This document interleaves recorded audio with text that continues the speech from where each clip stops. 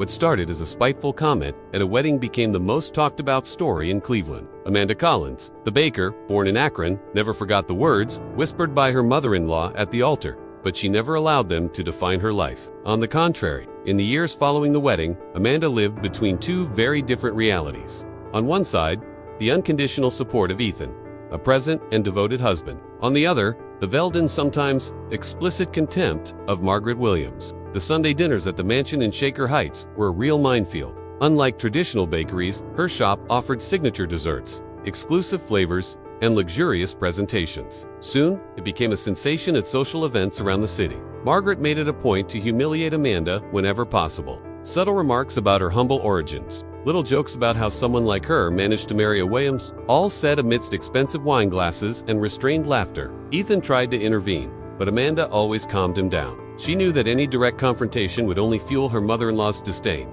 She preferred to invest her time in building what truly mattered: her business. Many times, the boxers with Amanda S. logo were delivered straight to Margaret S. Housen. She couldn't even refuse them. Her face pale, her clothes modest. In less than 3 years, Amanda opened her first bakery in Cleveland. The case exploded in the local press and then on national news. For a second, she thought of all the times she had been humiliated, ignored, and scorned by that woman. She chose the path she had always followed. And then, the irony.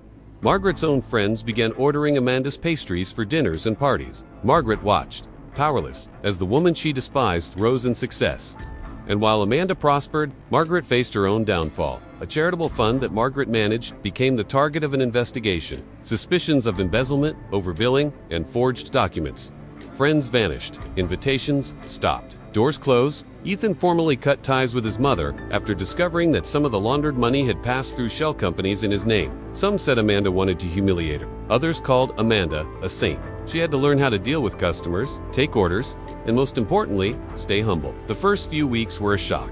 Used to giving orders, she now had to listen to customer complaints and handle simple requests, like a to-go coffee or a brownie without frosting. Margaret was left alone. And penniless, Margaret became part of the bakery's daily routine. She arrived early, helped with cleaning, served customers with patience. She no longer cared about glances or whispers. Then, on a gray November day, she walked through the glass doors of Collins & Co. Bakery, where Amanda was personally serving a regular customer.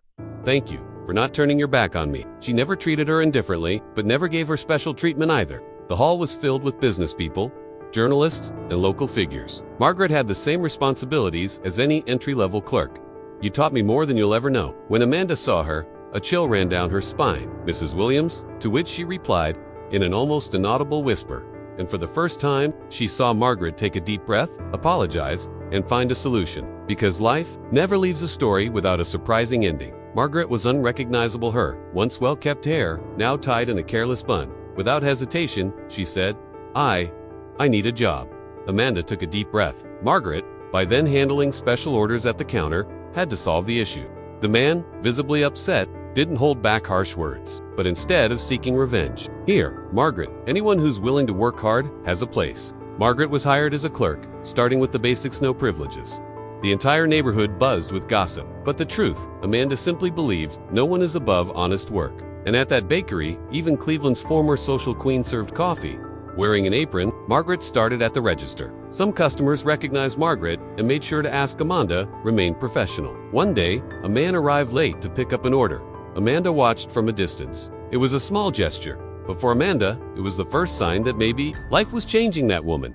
Months went by, and, surprisingly, what began as public humiliation turned into a lesson. One afternoon, during a break, Margaret quietly said to Amanda, I didn't know what real work was." It was the first time Amanda heard a sincere thank you from that woman, but the true ending was still to come. 6 months later, during a local awards ceremony honoring Cleveland entrepreneurs, Amanda was invited to give a speech. Amanda took the stage and spoke about work, humility, and overcoming adversity. At the end, she surprised everyone. And today, I want to thank someone who taught me in the most unexpected way. Margaret, thank you. The cameras turned to the former socialite, who moved, stood up amidst applause. That night, Margaret, for the first time in many years, smiled genuinely.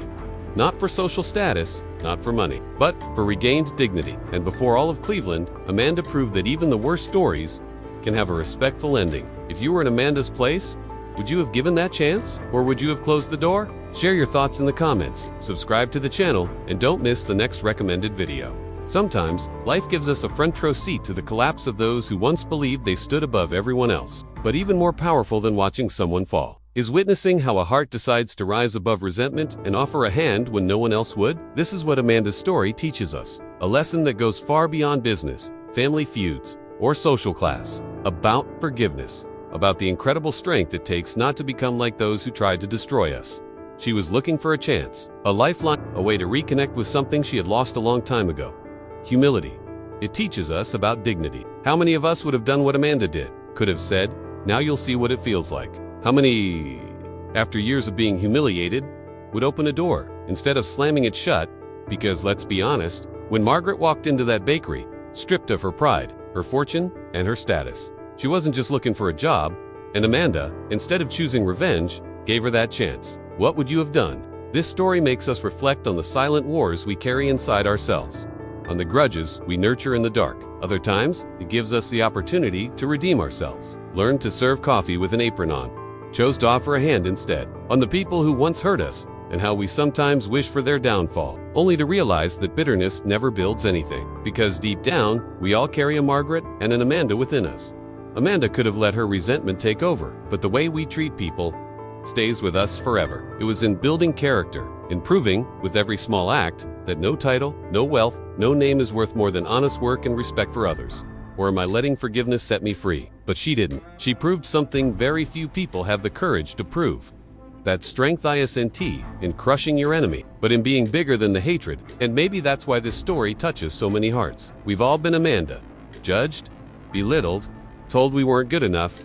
And maybe some of us have also been Margaret. Proud, arrogant, quick to judge others without knowing their journey. Not to humiliate, not to expose, but to honor a woman who once despised her. Life has a way of teaching us lessons we never expect. Sometimes it humbles us through loss, failure, or humiliation. That's what happened inside that small bakery in Cleveland. A woman who believed herself superior, and a woman who had every reason to seek revenge. Isn't that what makes a real story unforgettable? Amanda's strength wasn't just in building a business. Your story matters. Here, your experience, your opinion, they inspire others. Margaret, on the other hand, learned what life refuses to teach gently. That status can vanish overnight. This story challenges us to ask ourselves, what kind of person am I being? Am I lifting others up or pushing them down? Am I letting resentment poison me? The most powerful part of this story isn't Margaret working at the bakery. It's Margaret learning to say thank you with sincerity. It's Amanda standing on that stage. Because Amanda didn't just succeed in business, she succeeded in humanity. Now I want to hear from you. If you were Amanda, would you have done the same? If someone who hurt you deeply came to you in need, would you open your door? Would you have enough strength, enough heart, to put aside the past? Tell us in the comments. And if this story touched you, if it made you reflect, even for a second, don't leave without subscribing to the channel. Because here, we don't just tell stories, we share lessons. We share real experiences that make us look at life differently. And trust me, you won't want to miss the next story we have for you. Because life never leaves a story without a surprising ending.